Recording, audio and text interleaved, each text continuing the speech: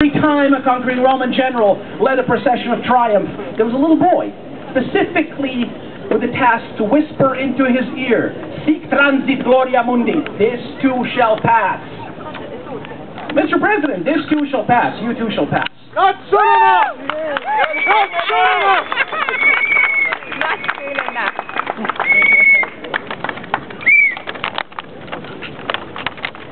In March 2004, we remember those days. Those are more dates that will live in infamy. We have way too many of those. 50,000 Albanians rioted for 3 days, burning, looting, killing, destroying church. It's on tape, it's recorded. People know. People have seen it. It cannot be denied. It is not a lie. It is the truth. 4,000 Serbs were expelled. 15 churches were destroyed. Have any of them been rebuilt? None. Have any of the Serbs returned home? No. Have any of the villages been rebuilt? No. So so much for the promises of the UN, so much for the promises of NATO. So much.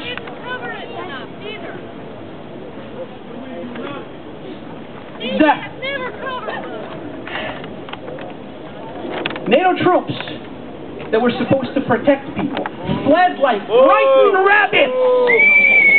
The Germans themselves called their own soldiers frightened rabbits. They had the decency to say that. They recognized Kosovo last week, so apparently that decency was fleeting. True colors are coming through. Because, brothers and sisters and friends and countrymen,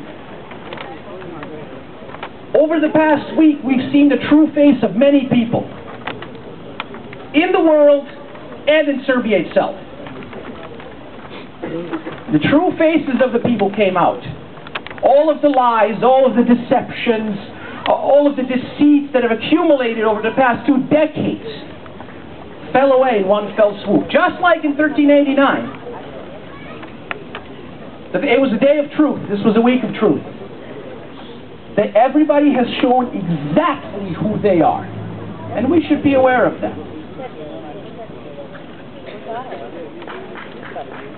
Thank you. I've spoken on for way too long. I will be brief and I will wrap this up so we can carry on. Go ahead. You're talking the truth, don't worry.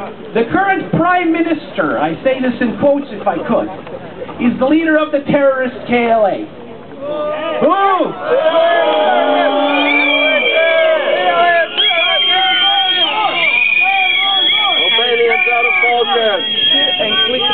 Every time he speaks to the media,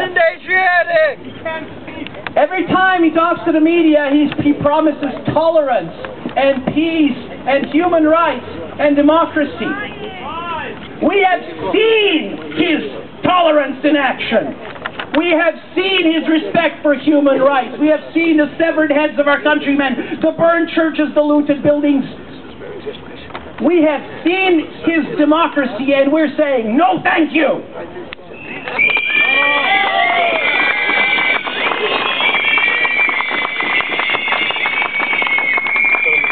This country was established 200-odd years ago on a principle that law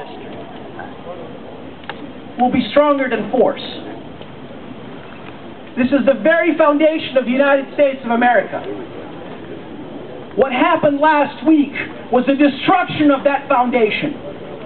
People who recognized Kosovo dynamited, blew up that law. Just like the terrorists on September 11th blew up the Twin Towers of the Pentagon. This was an act of terrorism against international law, against international order. Fauci's a terrorist! Fauci terrorist! Terrorist! Fauci terrorist! Fauci terrorist! And yet we've had ambassadors and congressmen brag about how they're creating an Islamic state in the heart of Europe and asking jihadists around the world to take note of this.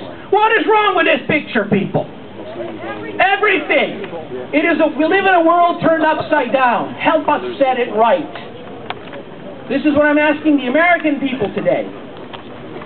The Russians and the Chinese and the Indians and hundreds of other nations around the world who have not recognized Kosovo are aware of this. They want the world to be the way it's supposed to be.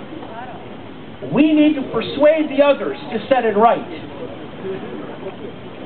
There's a monument across the tidal basin here. You can't see it from the White House right now. To Thomas Jefferson, one of the founding fathers of this country, one of the authors of his Declaration of Independence. There's a quote on that monument. I tremble for my country when I remember that God is just, and that his justice cannot sleep forever.